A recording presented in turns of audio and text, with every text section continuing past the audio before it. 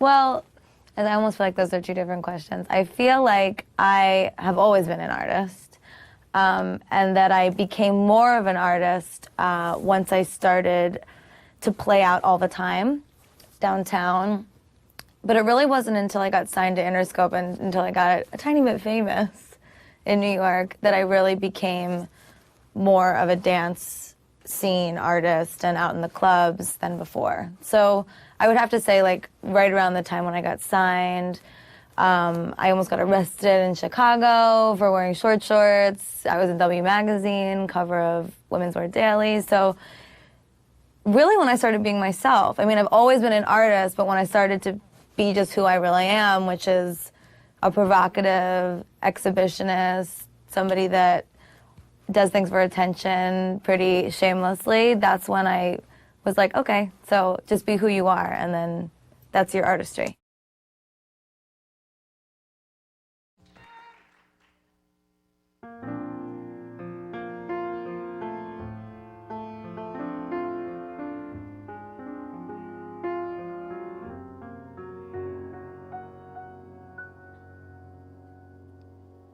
One look and I'm done. One glance from your eyes and I'm captivated. Dicen que uno no nace una sola vez, que hay vidas enteras dentro de una misma persona, versiones que mueren en silencio para que otras aprendan a caminar. Reinventarse no es traicionarse, es tener el valor de mirarte de frente y admitir que ya no cabes en la persona que fuiste. Hay una frase de Friedrich Nietzsche que dice: a veces nos aterra el caos, nos aterra sentir que lo que somos hoy ya no encaja, que el traje nos queda chico o que la máscara se está agrietando. Pero el caos no es el fin, es el material de construcción. Boot de Lady Gaga. No fue simplemente una colección de canciones pegajosas para sonar en todos los clubes de 2000.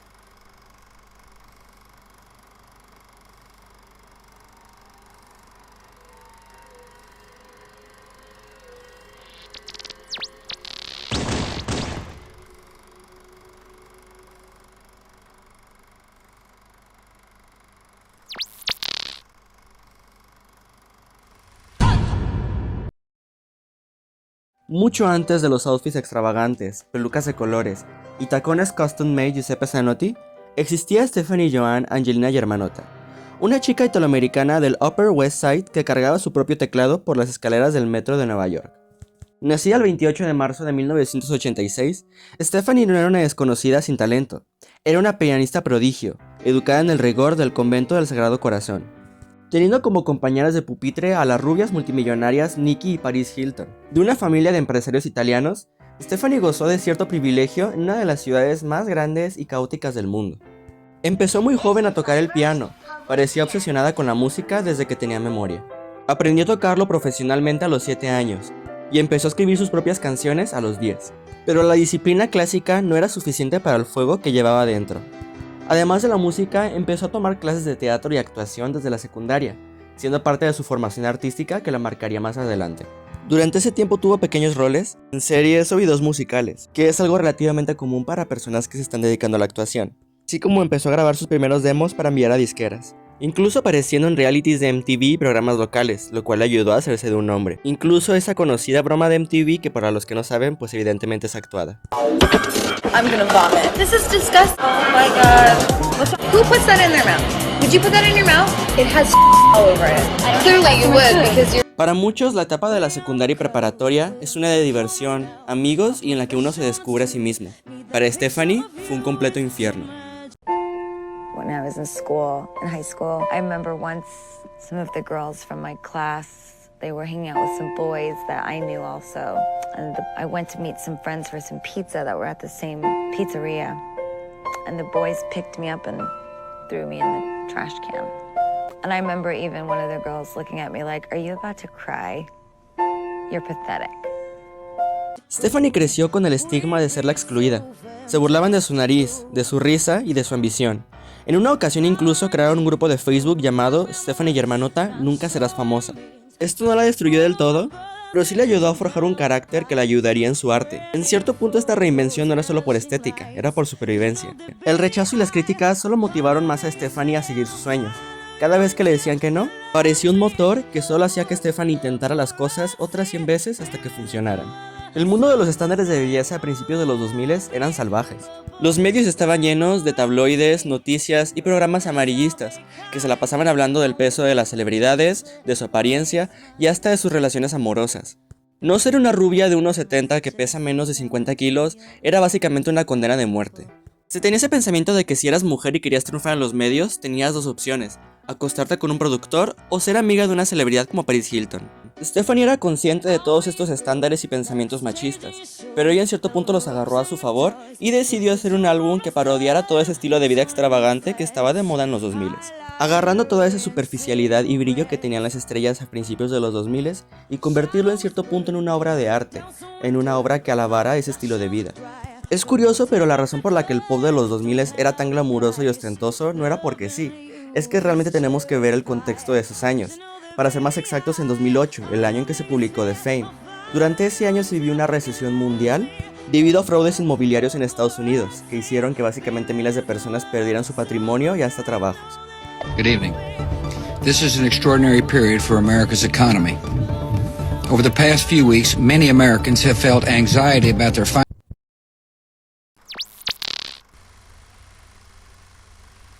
Pop ate my heart. Decided to go to acting school, which actually ended up being better because so much of what I do now is persona related, and Lady Gaga, me, it became who I am now, but it was a self-discovery that really was found through acting and sense memory and figuring out, things like, certain positions and dance moves that I would do would resonate more with me than others. Like I suck at ballet, but I was excellent at jazz and theater. En 2005, Stephanie tomó la decisión más arriesgada de su vida. Con solo 19 años, abandonó la seguridad de la Tisch School of the Arts de la Universidad de Nueva York. Su argumento fue simple: sentía que podía aprender más sobre el arte en las calles que en el aula, pero las calles de Manhattan no regalan nada. Sus padres, especialmente su padre Joey Germanotta, se mostraron bastante inconformes, pero este último acordó pagar su alquiler en un apartamento de mala muerte en el Lower East Side de Nueva York durante un año. Este le dio un ultimátum, claro que sí. El trato era que si no lograba triunfar o conseguir un contrato discográfico en ese año, tendría que volver a matricularse en la universidad. Es en 2005 cuando Stephanie formó The Stephanie Germanotta Band, una banda con amigos de la universidad. No buscaban necesariamente ser estrellas pop, más bien buscaban ser la versión moderna de Queen o de Billie Joe. El sonido era una mezcla de soft rock, jazz y pop melódico. Estos empezaron a tocar en lugares legendarios de Nueva York como The Bitter End y The Rockwood Music Hall. Ahí Stephanie se ganó el respeto de la escena local por su capacidad de improvisar y dominar el piano como una veterana. Poco después lanzan su primer EP llamado Red and Blue de manera independiente, que a pesar de que no causó mucho ruido, sí llegó a llamar bastante la atención de circuitos específicos de pop rock indie y escenas underground de Nueva York, siendo este el predecesor directo de The Fame, que acercó cada vez más a Stephanie a los estudios de grabación, oídos de productores y discográficas. Pero durante esos 3 años su vida fue un ciclo de supervivencia. De día trabajaba como mesera y de noche como bailarina de burlesque y gogo dancer en sitios como The Sleeper Room. Las duras y frías calles de Nueva York en 2006 empezaron a cambiar la perspectiva artística de Stephanie cada vez más. Aprendió el arte de la provocación. No solo bailaba por propinas, ella aprendió el control de la audiencia y sobre todo entendió que el cuerpo es una herramienta política. Supo que tenía que construir una identidad no solo musical, sino también artística para que la gente la reconociera. En estos ambientes de fiesta no solo conoció el exceso y las sustancias ilegales, también conoció a personas que le ayudaron a construir esta identidad musical y artística que buscaba tanto, como la DJ y bailarina Lady Starlight. Juntas crearon el show Lady Gaga and the Starlight Revue, un espectáculo que mezclaba el pop con el fuego, el cuero y la provocación. Fue en esas noches de purpurina y sudor donde nació el nombre Lady Gaga. Ya no era Stephanie, la chica tímida que sufrió acoso escolar, ahora era un personaje intocable, una caricatura de la fama que aún no poseía. En medio de este estilo de vida bohemio, ocurre el encuentro que cambiaría la trayectoria de su sonido. Entra en escena Rob Fusari, un productor que había trabajado con artistas como Destiny's Child. Cuando Stephanie llegó a su estudio en Nueva Jersey, todavía arrastraba la esencia de Stephanie Germanotta Band, canciones de rock épicas y baladas de piano. Pero Fusari vio algo que ella aún no quería aceptar. Cada que Stephanie bromeaba o jugaba con ritmos más bailables, su voz brillaba de una forma distinta. Fue un periodo de tensión creativa. Ella quería ser más como John Lennon o David Bowie. Él veía en ella una especie de nueva Madonna con toques de Grace Jones. Fue en esa fricción de donde el rock orgánico de Stephanie Germanotta Band empezó a electrificarse, y justamente en el año 2006 es cuando esta banda oficialmente se diluye. Aunque consecutivamente fue en ese mismo periodo en que Gaga y Rob empezaron a tomar cartas en el asunto y empezar a formalizar lo que sería la grabación del primer álbum de Gaga. Rob estaba fascinado con Gaga y su obsesión con el glam rock de los 70s y por bandas como The Beatles o Queen. En una de esas noches bromeando, Rob le dijo que le recordaba la canción de Radio Gaga. En esto, cuando le envió un mensaje de texto, el autocorrector lo corrigió como Lady Gaga. Y como por arte de magia o como si fuera un evento divino, Stephanie le envió un mensaje a Rob, diciéndole que ya no la volviera a llamar Stephanie, que Lady Gaga iba a ser su nombre artístico de ahora en adelante. Aunque no todo fue miel sobre hojuelas, a finales de 2006, la carrera de Lady Gaga estuvo a punto de terminar, siquiera antes de empezar.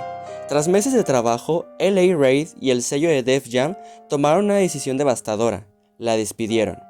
Las razones, ellos sentían que era demasiado rara y experimental para la disquera. Sentían que no iba a pegar, ya que buscaban a un artista que fuera más pop friendly para la radio. Gaga cuenta que se sentía tan humillada que regresó a casa de sus padres para Navidad, pensando que todo había terminado y pensando nuevamente volver a la universidad. Pero el despido de Def Jam fue irónicamente el catalizador de The Fame, ya que al no tener nada que perder, decidió que ya no intentaría complacer a los ejecutivos. Si iba a caer, caería siendo la artista más extraña de la ciudad. A pesar de que Gaga estaba en su punto más bajo, su talento como compositora la mantuvo a flote. Empezó a escribir para artistas como Britney Spears y The Pussycat Dolls. Fue cuando el productor Akon la escuchó en el estudio. Se dio cuenta de que Gaga no solo escribía hits, ella era el hit. La firmó inmediatamente para su sello, Con Live, y le dio las llaves del reino.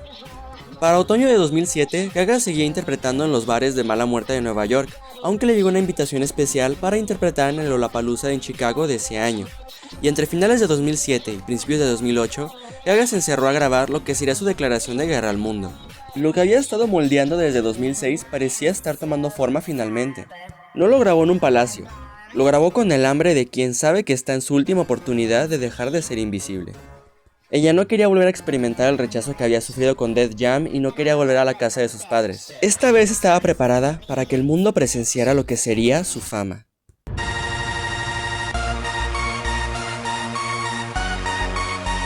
I need more to feed my pop heart. Give me more. I want the future. Gaga, fashion, technology, dance, New York, music, pop culture. I want the flame. I can hear you. Can you hear me?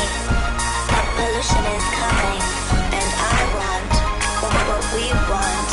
You deserve the future. My name is Lady Gaga, and this is my house.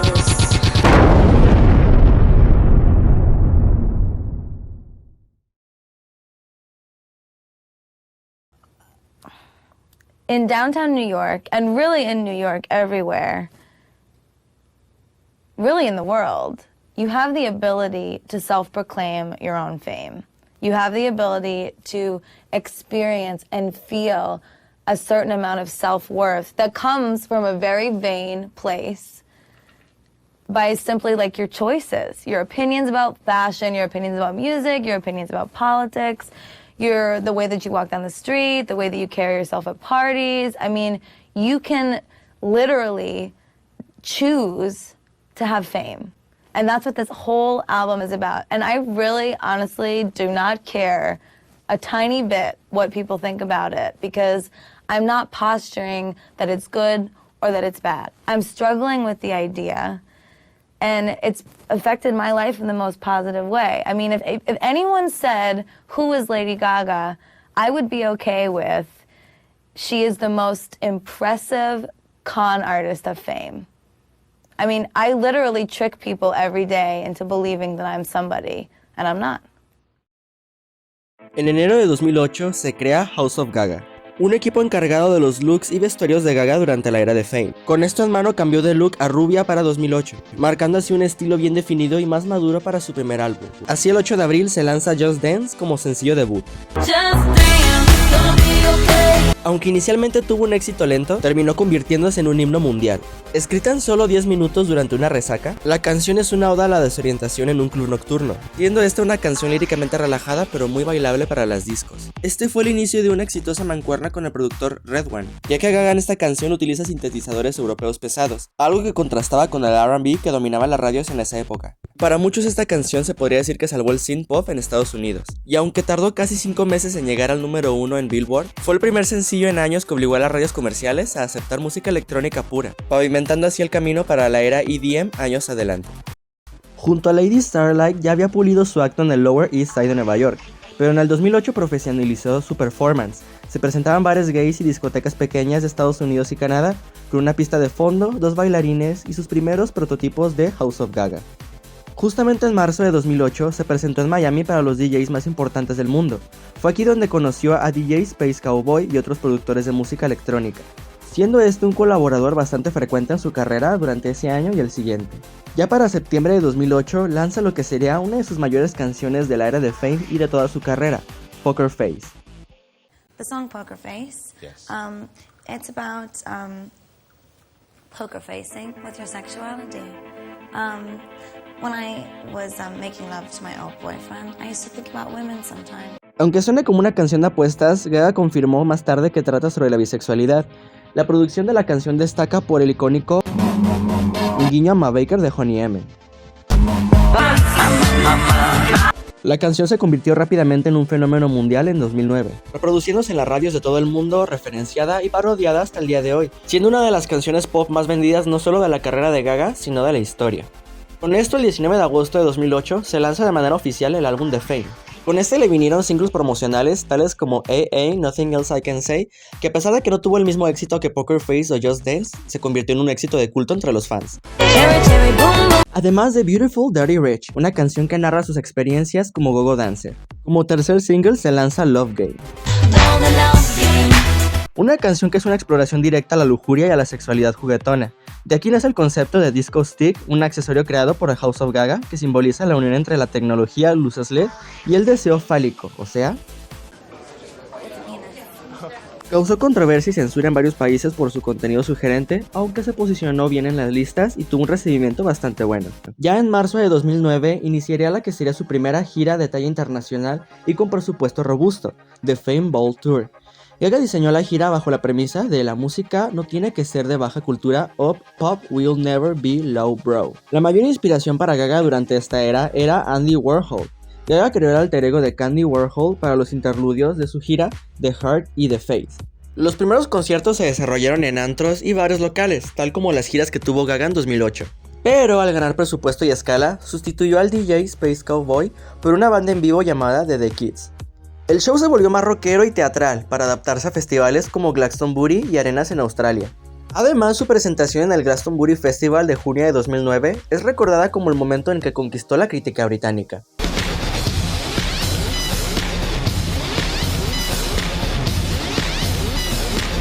La gira también se caracterizó por utilizar outfits cada vez más organizados y extravagantes.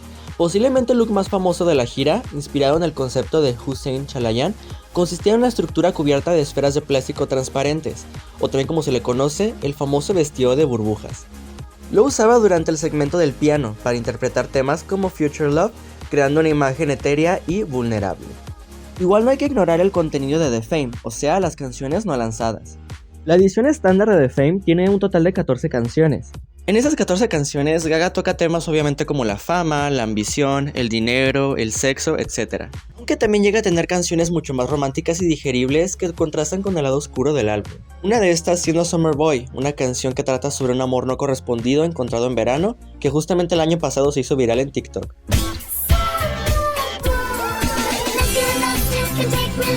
Otra canción destacable del álbum sería Money Honey, una canción que trata sobre Gaga prefiriendo a su amante antes que el dinero, utilizando samples de Just Dance.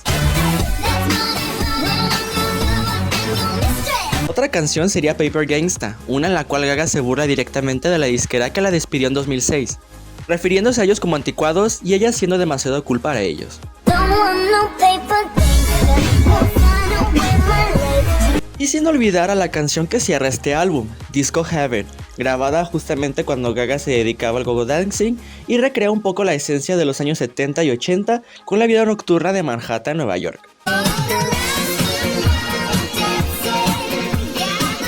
Y es que se nota que el álbum busca emular bastante la vibra setentera y el bol de Nueva York de esos años, teniendo inspiraciones tan amplias como Pink Floyd, Queen, los Beatles, Donna Summer, etc. Haciendo que Gaga destacara del resto de artistas que estaba haciendo R&B durante 2007 y 2008, marcando no solo una pauta sino un estándar para las artistas de los siguientes años. Ya para otoño de 2009, Gaga estaba cerrando su gira de Fame Ball Tour como una de las más exitosas de esos años, y con un álbum que en ese entonces ya rebasaba las 5 millones de copias digitales y físicas. El álbum fue un completo fenómeno durante finales de la década del 2000, y obviamente Gaga iba a cerrar esta era de la manera más grande y como ella solo podía. En julio lanza lo que sería su último single de The Fame, titulado Paparazzi, que irónicamente fue una de las primeras canciones que se grabó para The Fame, y la última canción que grabó con el productor Rob Fusari en 2007. Para la canción se grabó un video musical icónico que parecía más un clip cinematográfico o el tráiler de una película. En este sale Gaga con el actor sueco Alexander Skarsgård, con este último aventándola de un balcón, con Gaga sobreviviendo pero preparando una venganza en contra de él.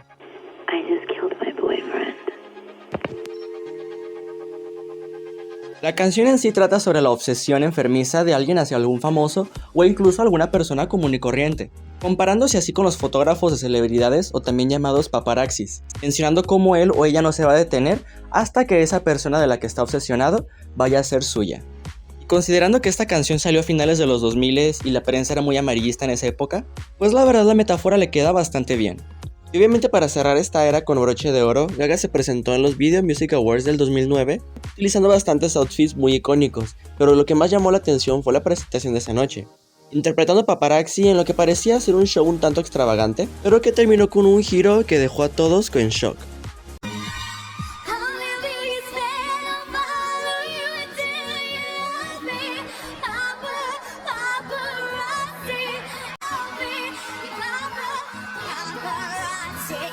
Con Gaga cubierta de sangre, cantando todo pulmón Paparazzi, con una audiencia en shock y con ella terminando el show colgada en medio del escenario, así es como Gaga dio por terminado su debut y era de Fame.